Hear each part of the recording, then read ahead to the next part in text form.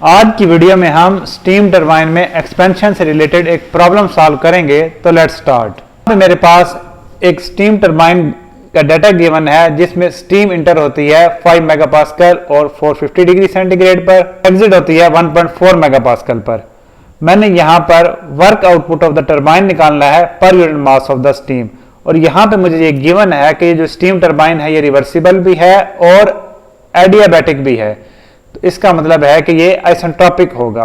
यही कुछ मैंने यहाँ पे टीएस डायग्राम के ऊपर शो किया है। ये ऊपर वाला जो कर्व है ये हाई प्रेशर यानी 5 मेगापास्कल को शो कर रही है, और ये lower curve 1.4 megapascal lower pressure को शो कर रही है। आइसेंट्रोपिक एक्सपेंशन है इसलिए ये वर्टिकल लाइन आ गई। उसके बाद जो मेरे पास गिवन डाटा है वो मैं नोट डाउन कर लेता हूं। तो यहाँ पे जो मेरे पास इनलेट पे कंडीशंस हैं वो मैंने नोट डाउन कर ली, और एग्जिट पे जो प्रेशर है वो मैंने नोट डाउन कर लिया। अब यहाँ पे मैंने वर्क आउटपुट निकालना है, तो उसके लिए मैं एनर्जी बैलेंस रिलेशन लिखता हूँ। अब टरबाइन जो है ये स्टेडी फ्लो डिवाइस है, इसलिए इसका जो ये टाइम वाली टर्म है ये 0 हो जाएगी। ज्यूम करता हूँ कि काइनेटिक और पोटेंशियल एनर्जी की जो चेंजेस हैं वो नेग्लिजिबल हैं, इसलिए मैंने इनको इक्वल टू 0 ले लिया।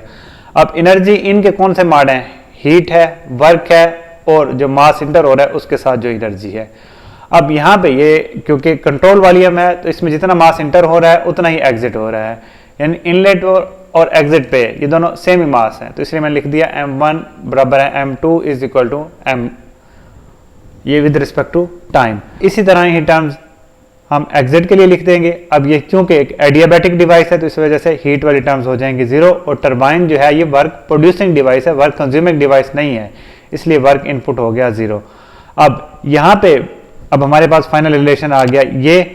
अब यहाँ पे मुझे कहा गया है कि मैंने work output of the turbine निकालना है पर यूनिट मास, तो इसका मैं पर यूनिट मास निकाल लेता हूँ। अब यहाँ पे मुझे दो वैल्यूज चाहिए, एक H1 और दूसरा H2। अब इनलेट में मुझे दो कंडीशंस हैं, यहाँ पे मैं इंथैल्पी निकाल लूंगा और इसी के अगेंस्ट ही मैं इंट्रोपी की वैल्यूज भी निकाल लूंगा। अब एग्जिट के ऊपर मुझे सिर्फ एक कंडीशन है, लेकिन यहाँ पे मुझे बताया गया है कि टरबाइन जो है वो एडियाबैटिक भी है और रिवर्सिबल है, यानी एक आइसेंट्रोपिक टरबाइन है। तो इनलेट पर जो इंट्रोपी की वैल्यू है वही एग्जिट पर होगी। अब ये दो कंडीशंस हो गई, इनकी मदद से मैंने इंथैल्पी निकाली। अब H1 भी आ गया, H2 भी आ गया। ये दोनों वैल्यूज मैं यहाँ पे पुट करूंगा और इस तरह मेरे पास work output of the turbine निकल आएगा। यही कुछ हमने निकालना था। तो इस तरह मैंने यहाँ पे पूरी कोशिश की कि आइसेंट्रोपिक एक्सपेंशन ऑफ टरबाइन से रिलेटेड जो प्रॉब्लम है आपको अच्छे तरीके से समझा सकूं। अगर किसी किस्म का कोई क्वेश्चन है तो please ask, I am available for you. Thank you, good bye.